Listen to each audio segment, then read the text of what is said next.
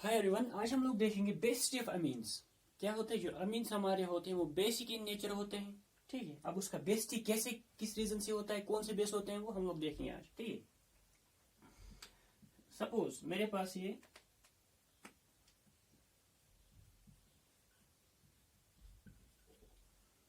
Amine है। अब amine पे क्या होता है, एक लोन पेयर ऑफ इलेक्ट्रॉन होता है जो sp3 हाइब्रिड ऑर्बिटल में होता है। ठीक है, अब ये एमीन हमारा क्या एक्ट करता है, ये एज न्यूक्लियोफाइल भी एक्ट करता है, क्योंकि ये अपना lone pair of electron donate कर सकता है, तो एक्ट करेगा एज न्यूक्लियोफाइल। इलेक्ट्रोफाइल किसको डोनेट करेगा, इलेक्ट्रोफाइल को। तो जब एक मॉलिक्यूल इलेक्ट्रॉन पेयर डोनेट करता है टुवर्ड्स पॉजिटिव सेंटर, उसको हम लोग क्या बोलते हैं, न्यूक्लियोफाइल बोलते हैं। ठीक है, तो ये न्यूक्लियोफाइल एक्ट करेगा। ठीक है, इसी तरह एमीन पे क्या होता है, अब लोन पेयर ऑफ इलेक्ट्रॉन होता है। अब लोन पेयर ऑफ इलेक्ट्रॉन को क्या होता है, इसका टेंडेंसी होता है कि ये H प्लस को एक्सेप्ट करे। ठीक है, अब ये इसका मतलब ये इलेक्ट्रॉन पेयर इस H प्लस को डोनेट करेगा। ठीक है, इसका मतलब जब H प्लस इलेक्ट्रॉन डोनेट करेगा तो ये क्या बनाएगा, ये बनाएगा RNH3। जब RNH3 बनाएगा, इसका मतलब ये जब कोई मॉलिक्यूल H प्लस आयन को एक्सेप्ट करता है, उसको हम लोग क्या बोलते हैं, ब्रोंस्टेड बेस होता है। वो क्या होता है, ब्रोंस्टेड बेस। इसका मतलब एमीन्स क्या होते हैं, because of the presence of lone pair of electron on nitrogen atom. तो एमीन्स एक्ट एज क्या करते हैं, एक्ट एज बेस। तो कौन सा बेस, हम लोग ब्रोंस्टेड बेस बोल सकते हैं, या हम लोग लीविस बेस भी बोल सकते हैं। ठीक है, तो एक्सप्लेन करने के लिए हम लोग यहाँ पे कंसिडर करेंगे कि कैसे ये एक्ट करते हैं लीविस बेस। ठीक है, तो एक्चुअली एज लिगेंड भी एक्ट करते हैं, है कि नहीं। एज डोनर भी कर सकते हैं। Lone pair electron pair donor क्या होता है, वो लिगेंड होता है, और लिगेंड क्या होता है, लीविस बेस भी होता है। तो जनरली हम लोग यहाँ पे एक्सप्लेन करेंगे इसके based on the base of Bronsted acid base concept. ठीक है, तो यहाँ तक क्लियर है कि एमीन्स हमारे बेसिक क्यों होते हैं, क्योंकि उनका टेंडेंसी होता है वो lone pair of electron donate कर सकते हैं, या हम लोग बोल सकते हैं वो H प्लस आयन को प्रोटॉन क्या कर सकते हैं, एक्सेप्ट करते हैं, या H प्लस आयन को वो खींच सकते हैं अपनी तरफ। जब H प्लस आयन को खींचेगा, जिसका हम लोग क्या बोलेंगे, H प्लस आयन एक्सेप्टर क्या होता है, वो होता है ब्रोंस्टेड बेस। तो इसलिए हम लोग एमीन्स को कंसिडर किया जाता है, बेसिक इन नेचर होते हैं। ठीक है, यहाँ तक क्लियर। अब हम लोग देखेंगे हम लोग कैसे इसका बेसिटी निकाल सकते हैं, बेसिटी कैलकुलेट करेंगे एमीन्स का। ठीक है, सपोज मेरे पास ये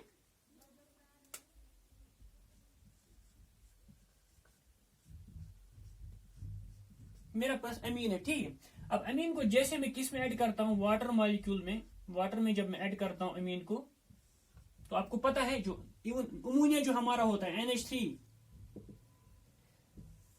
जो NH3 हमारा होता है, वो क्या, जब हम लोग उसको भी वाटर में ऐड करते हैं, वो हाईली बेसिक होता है। जब वाटर में ऐड करते हैं, वो क्या करता है, NH3 हमारा NH3 जो इलेक्ट्रॉन पेयर यहाँ पे होता है प्लस, जब हम लोग वाटर में ऐड करते हैं अमोनिया ऐसा क्या होता है, जो हमारा लिक्विड अमोनिया है, जो लेबोरेटरीज में होता है लिक्विड अमोनिया है, लिक्विड NH3 या लिक्विड अमोनिया इसको बोलते हैं, वो एक्चुअली क्या होता है, वो अमोनियम हाइड्रोक्साइड होता है NH4OH।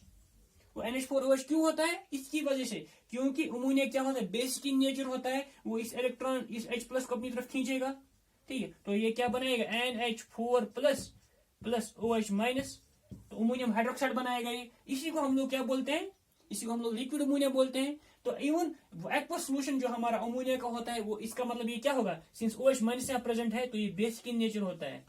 तो बेसिक इन नेचर मीन्स ये लिटमस को, रेड लिटमस को ये ब्लू कन्वर्ट करेगा। ब्लू लिटमस को कोई चेंज नहीं करेगा, लेकिन रेड लिटमस को ये ब्लू में कन्वर्ट करेगा। इसका मतलब बेसिक इन नेचर, इसका मतलब जो हमारा एक्वस सोल्यूशन ऑफ अमोनिया भी होता है, वो बेसिक इन नेचर होता है। इसी तरह हमारे जो एमीन्स होते हैं, एमीन्स का भी बेसिक नेचर इसी तरह हम लोग का होता है। तो यहां पर भी क्या, अगर इसके पास इलेक्ट्रॉन पेयर है, अब इलेक्ट्रॉन पेयर होने की वजह से सिंस हमारा ऑक्सीजन और हाइड्रोजन का पोलर बॉन्ड है, तो यहाँ पे डेल्टा पॉजिटिव होता है, यहाँ पे डेल्टा नेगेटिव होता है। सिंस ये बेसिक इन नेचर है, तो ये इसके H प्लस को अपनी तरफ खींचेगा। जब अपनी तरफ खींचेगा, तो ये क्या बनेगा, RN H H and H, यहाँ पे H अटैच होगा, इस पे क्या चार्ज आ गया, पॉजिटिव प्लस OH माइनस।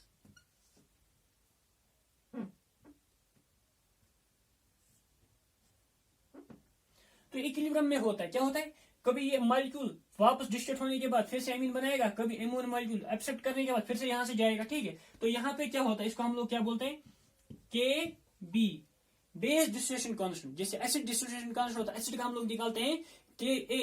ठीक है, वो होता है एसिड डिस्ट्रीब्यूशन कांस्टेंट। और सिंस यहाँ पे अमोनिया एक्ट क्या करता है, बेस, तो हम लोग क्या बोलेंगे, बेस डिस्ट्रीब्यूशन कांस्टेंट। तो हम लोग KB का वैल्यू निकाल सकते हैं, वो KB किसके बराबर होता है, तो हम लोग KB का अगर वैल्यू निकालेंगे, KB किसके बराबर होता है, number of concentration of products.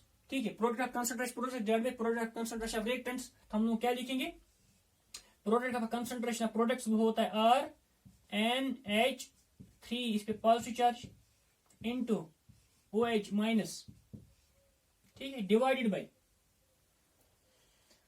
Product of concentration of reactant. Since OH हमारा एक्सेस में होता है तो हम लोग यहाँ पे इसका ऑलवेज क्या होता है, बहुत कम होता है एज कम्पेयर टू दिस, तो इसको हम लोग नेग्लेक्ट करते हैं, तो हम लोग क्या लिखते हैं RnH2, ठीक है। ये हमारा बेस डिस्ट्रीब्यूशन कांस्टेंट होता है, ठीक है ना। तो यहां से हम लोगों का जो जैसे कोई सा भी बेस होगा तो उसका अलग अलग लेगा। फॉर एग्जांपल जैसे मेरे कोई बेस है, जैसे प्राइमरी एमीन है, तो उसका टेंस माइनस 3 आ गया एमीन्स का, ठीक है।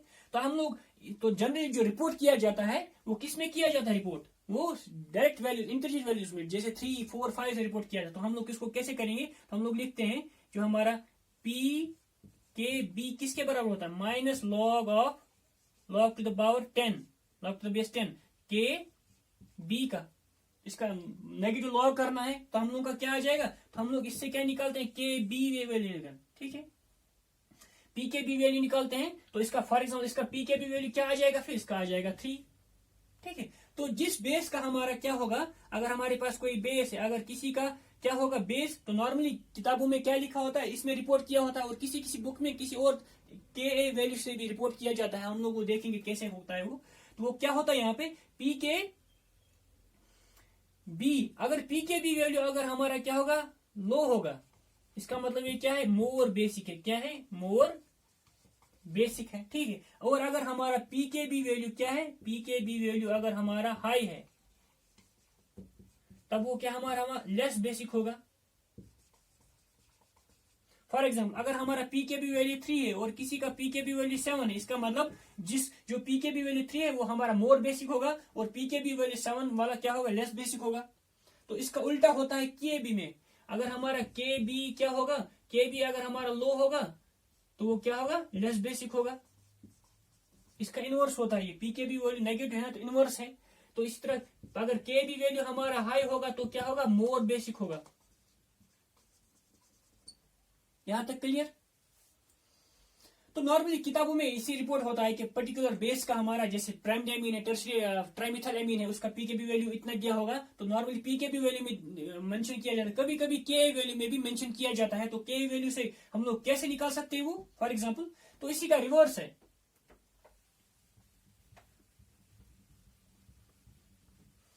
तो वैसे तो मैक्सिमम बुक्स में क्या दिया होता है कि के बी वैल्यू दिया होता है, जो हम लोग क्या बोलते हैं पी के बी वैल्यू, पी के बी वैल्यू दिया है माइनस लॉग ऑफ बेस 10 के बी। लेकिन किसी किसी किताब में क्या होता है, उसका बेस पी के वैल्यू दिया होता है, क्या होता है, पी के ए, एसिड डिस्ट्रीब्यूशन कांस्टेंट। अब हम लोग इसको एसिड डिस्ट्रीब्यूशन कांस्टेंट कैसे करेंगे, इसका रिवर्सिबल सिंपली है। इसका रिवर्सिबल अगर करेंगे तो यहाँ पे जो हमारा, अगर हम लोग क्या बोलते हैं, हम लोगों ने एसिड बेस कंसेप्ट में पढ़ा है, जो अगर हमारा बेस स्ट्रांग है तो उसका एसिड क्या होगा, वीक होगा, और अगर हमारा एसिड स्ट्रांग है तो उसका बेस क्या होगा, वीक होगा, जो हम उनको क्या बोलते हैं, कंजुगेट बेस। तो अगर हमारा यहाँ से उल्टा कर सकते हैं तो यहाँ पे क्या होगा, अगर ये वाला रिएक्शन हम लोग उल्टा करेंगे तो क्या होगा, यहाँ पे एसिड हमारा बेस के साथ मिल रहा है, तो यहाँ पे क्या हो रहा है, तो ये प्रोटॉन डोनेट कर रहा है। जब प्रोटॉन डोनेट क्या करेगा, वो तो क्या एक्ट करता है, एसिड करता है। अब ये एमीन मॉलिक्यूल जो अमोनियम हमारा है, उसका कितना टेंडेंसी है वो बैक किसमें कन्वर्ट हो जाए, एमीन मॉलिक्यूल में। इसका मतलब ये कितना एसिडिक इन नेचर है। अगर एसिडिक नेचर ज्यादा है तो ये फॉरवर्ड ज्यादा होगा, अगर बेसिक नेचर ज्यादा है तो ये बैकवर्ड ज्यादा होगा, ठीक है। तो इसी तरह हम लोग फिर कितना H प्लस यहाँ से निकलेगा उसको हम लोग डिटरमाइन करते हैं पी के ए वैल्यू से, ठीक है। तो हम लोग को उतना जरूरत नहीं है, हम लोग को आगे बढ़ना है इससे। उसके बाद देखेंगे, अगर हम लोग यहां तक क्लियर है कि हम लोग बेस टी कैसे निकालते हैं एमीन्स का।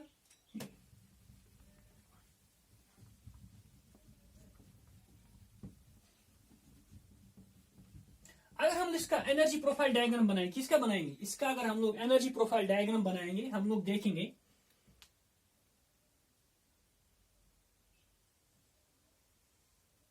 सॉरी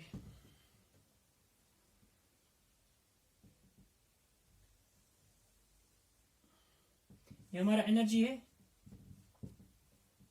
ठीक है। इस एक्सिस पे हमारा क्या है, जो हमारा R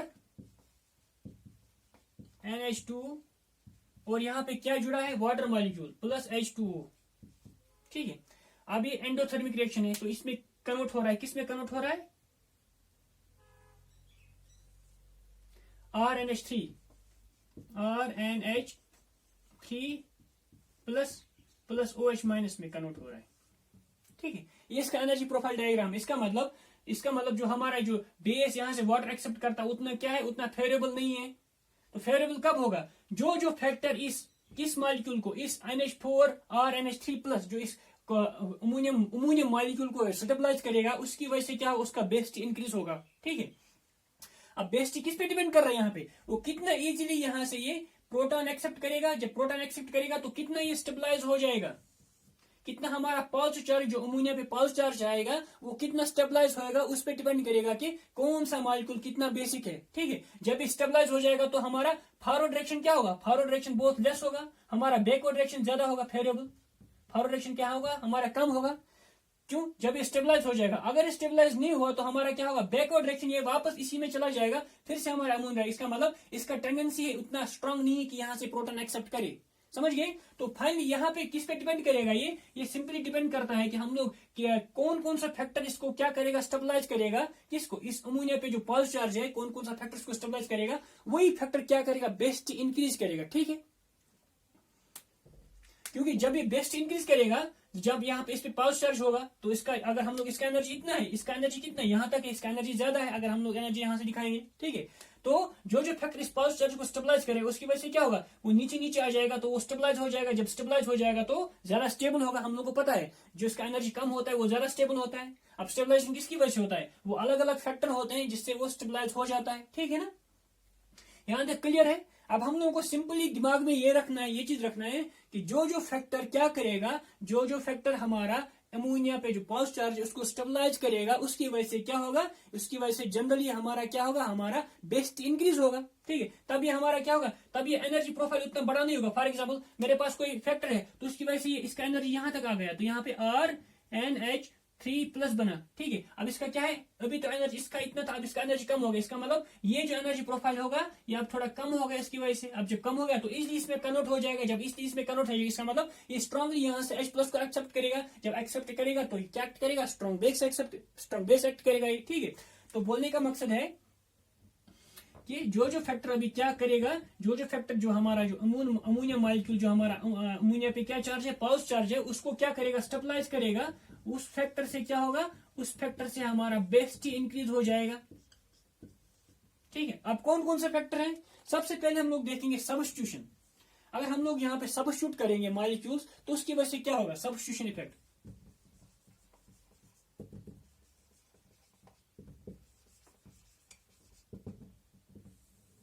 ठीक है, सबसे पहले क्या है, सब्स्टिट्यूशन इफेक्ट।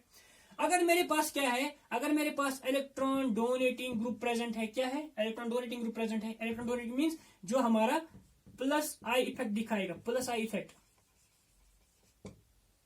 तो प्लस आई इफेक्ट क्या करे, फॉर एग्जांपल प्लस इफेक्ट मेरे कौन सा मॉलिक्यूल दिखाता है, CH3 मॉलिक्यूल दिखाता है, OCH3 मॉलिक्यूल दिखाता है।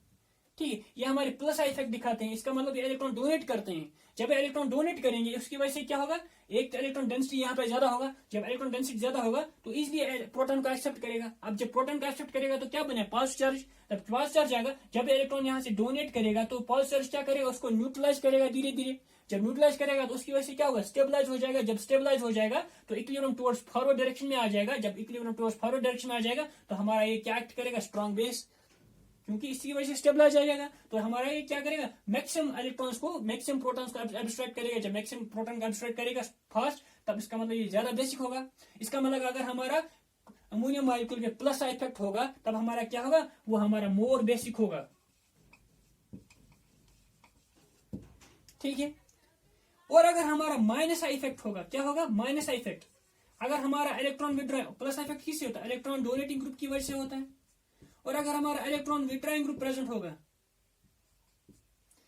माइनस इफेक्ट अगर होगा हमारा, ठीक है, तो माइनस इफेक्ट की वजह से, जैसे मेरे पास NO2 ग्रुप अटैच है, अमोनियम मॉलिक्यूल पे NO2 ग्रुप अटैच है, या अमोनियम मॉलिक्यूल पे मेरा CN अटैच है, तो ये क्या इलेक्ट्रॉन विड्रॉइंग ग्रुप्स है। तो अब इलेक्ट्रॉन विड्रॉइंग ग्रुप्स है तो यहाँ पे क्या करेंगे, अब इलेक्ट्रॉन विड्रॉइंग ग्रुप है तो यहाँ से इलेक्ट्रॉन को अपनी तरफ खींचेंगे। जब अपनी तरफ खींचेंगे तो ऑलरेडी यहाँ पे पॉजिटिव चार्ज था, जब इलेक्ट्रॉन को यहाँ से और खींचेंगे तो और पॉजिटिव चार्ज यहाँ पे क्रिएट हो गया। जब और पॉजिटिव चार्ज क्रिएट हो गया तो उसका अनस्टेबिलिटी क्या होगा, और इंक्रीज हो जाएगा। जब अनस्टेबिलिटी इंक्रीज हो जाएगा तो इसका एनर्जी प्रोफाइल और ऊपर चला जाएगा, तो और टफ हो जाएगा यहाँ से प्रोटॉन एब्स्ट्रैक्ट करने का। तो उसका मतलब उसका बेसिक क्या करेक्टर होगा, उसका बेसिक वीक होगा। समझ गए, तो यहाँ पे लेस बेसिक होगा वो।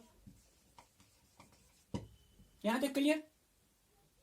तो इसलिए हम लोग देखते हैं, अगर हम लोग कंपेयर करेंगे, फॉर एग्जाम्पल CH3, जैसे मेरे पास RNH2 प्राइमरी एमीन है, ठीक है। इसमें अब R यहाँ पे क्या है, इलेक्ट्रॉन डोनेटिंग ग्रुप है, मींस प्लस इफेक्ट दिखा रहे हैं, ठीक है। और अगर हमारा प्राइमरी एमीन है, उसके बाद secondary amine R2NH secondary amine है। इस तरह मेरे पास टर्शियरी एमीन R3NH R3N, ये टर्शियरी एमीन है। अब यहाँ पे क्या है, यहाँ पे दो ग्रुप्स इसको इलेक्ट्रॉन डोनेट कर रहे हैं, तो पॉजिटिव चार्ज को क्या करेंगे, अगर मेरे पास दो ग्रुप डोनेट कर रहे हैं तो पॉजिटिव चार्ज को और क्या करेंगे, स्टेबलाइज। एक मेरे पास पहले मेरे पास एक इलेक्ट्रॉन डोनेट कर रहा है, ठीक है। अब इसको इलेक्ट्रॉन डोनेट कर रहा है, ये जब इलेक्ट्रॉन डोनेट कर रहा है तो पॉजिटिव चार्ज थोड़ा स्टेबलाइज हो जाएगा, थोड़ा नीचे आएगा तो थोड़ा बेस्ट इंक्रीज होगा। अब दूसरा, जब हम लोग ने दो अल्काइल ग्रुप यहाँ पे अटैच किए, प्लस इफेक्ट वाले ग्रुप, ठीक है, प्लस इफेक्ट दिखा रहे हैं जो, तो यहाँ पे और थोड़ा पॉजिटिव चार्ज स्टेबलाइज हो जाएगा, न्यूट्रलाइज हो जाएगा, और नीचे आ जाएगा, और स्टेबिलिटी इंक्रीज होगा। जब और स्टेबिलिटी इंक्रीज हो जाएगा और ही बेसिक इंक्रीज बनेगा। उसके बाद जब हम लोग ने और तीसरा ग्रुप यहाँ से लेके आएंगे तो और इलेक्ट्रॉन पेयर डोनेट करेगा, तो और पॉजिटिव चार्ज को फुली न्यूट्रलाइज करेगा। जब फुली न्यूट्रलाइज करेगा उसकी वजह से क्या होगा, यहाँ पे उसका स्टेबिलिटी और इंक्रीज होगा। जब स्टेबिलिटी इंक्रीज होगा तो उसकी वजह से क्या होगा, ये और बेसिक एक्ट करेगा यहाँ पे। तो हम लोग यहाँ पे लिखेंगे tertiary is more basic than secondary is more basic than primary, ठीक है। और सबसे लीस्ट बेसिक होता है NH3। तो अगर हम लोग कंपेयर करेंगे अमोनियम मॉलिक्यूल को NH3 को अगर हम लोग अमीन्स के साथ करेंगे, तो अमीन्स हमारे क्या होते हैं, ऑलवेज मोर बेसिक होते हैं देन अमोनिया। अमीन्स हमारे ऑलवेज लीस्ट बेसिक होते हैं, क्योंकि उनपे कोई इफेक्ट ही नहीं है, यहाँ पे कोई इलेक्ट्रॉन डोनेटिंग ग्रुप है ही नहीं, तो पॉजिटिव चार्ज को वो कैसे न्यूट्रलाइज करेंगे, ठीक है। ये तो एक इफेक्ट हो गया। इसी तरह हमारे पास दूसरा इफेक्ट है, हम लोग क्या देख सकते हैं, दूसरा इफेक्ट हमारा एक तो सॉल्वेशन इफेक्ट है, ठीक है। ये तो एक इफेक्ट हो गया, सब्स्टिट्यूशन।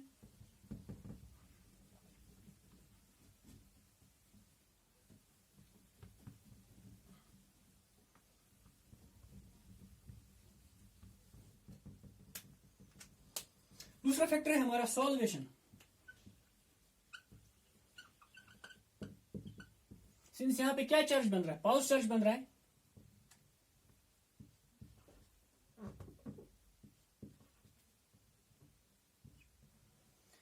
पॉजिटिव चार्ज को जब हम लोग सॉल्वेंट में ऐड करते हैं, जैसे वाटर मॉलिक्यूल में ऐड करेंगे इसको वाटर में, तो इस क्या करेगा, पॉजिटिव चार्ज को न्यूट्रलाइज करेगा, हाइड्रोजन बॉन्डिंग करेगा। हाइड्रोजन बॉन्डिंग की वजह से क्या होगा, ये सॉल्वेट हो जाएगा। सॉल्वेशन में क्या होता है, एनर्जी रिलीज हो जाता है। जब इसका एनर्जी रिलीज हो जाएगा तो इसका एनर्जी प्रोफाइल डायग्राम और नीचे आ जाएगा, ठीक है। तो अगर हम लोग देखेंगे यहाँ पे, अगर हम लोग सेम मॉलिक्यूल है लेकिन यहाँ पे क्या है, अगर हम अभी हम लोग ने क्या हुआ, यहाँ सॉल्वेटेड है ये, तो सॉल्वेट का एनर्जी क्या होगा, नीचे डाउन हो जाएगा। जब स्टेबलाइज हो जाएगा इसका बेसिटी क्या हो जाएगा, इंक्रीज हो जाएगा। तो हम लोग बोल सकते हैं कि सॉल्वेशन क्या होता है, वो क्या करेगा, इसमें इसका बेस्ट इंक्रीज करेगा। फॉर एग्जांपल कैसे सॉल्वेशन बेस्ट इंक्रीज करेगा, मेरे पास N, अब हम लोग इस अमोनियम N को लेंगे।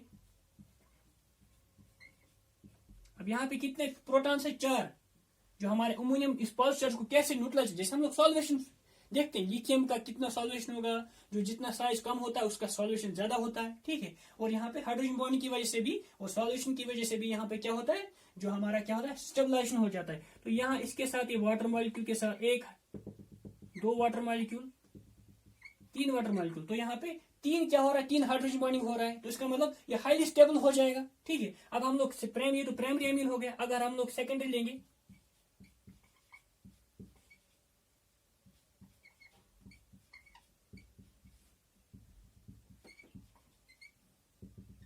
अब यहाँ पे कितना है, 2 हाइड्रोजन बॉन्डिंग होगा, ठीक है। अगर हम लोग, ये तो हमारा सेकेंडरी हो गया।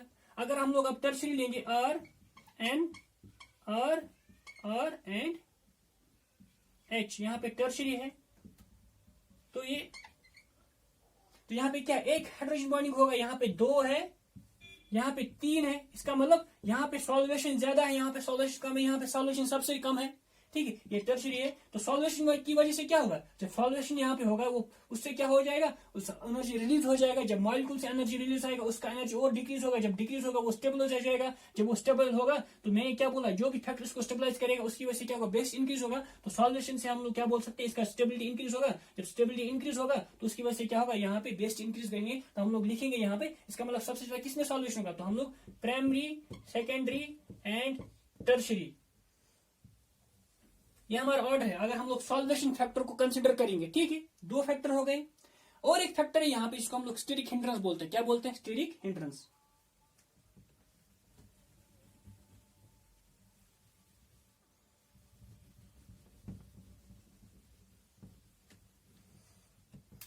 तीसरा फैक्टर,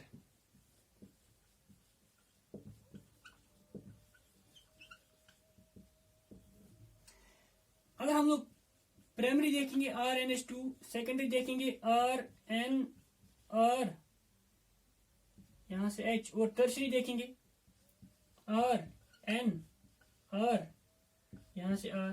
ठीक है, अब बेसिक क्या होता है, कितना इजीली इलेक्ट्रॉन पेयर अपना डोनेट करेगा तभी तो बेस होगा, कितना इजीली एक्सेप्ट प्रोटॉन को एक्सेप्ट करेगा वही तो बेस होगा ना। इसका मतलब अगर हमारे से यहाँ पे क्या होगा, अगर यहाँ पे क्या है, यहाँ पे अल्काइल ग्रुप 1 है, तो अल्काइल ग्रुप जब प्रोटॉन यहाँ से आएगा तो प्रोटॉन इजीली यहाँ से आ जा सकता है।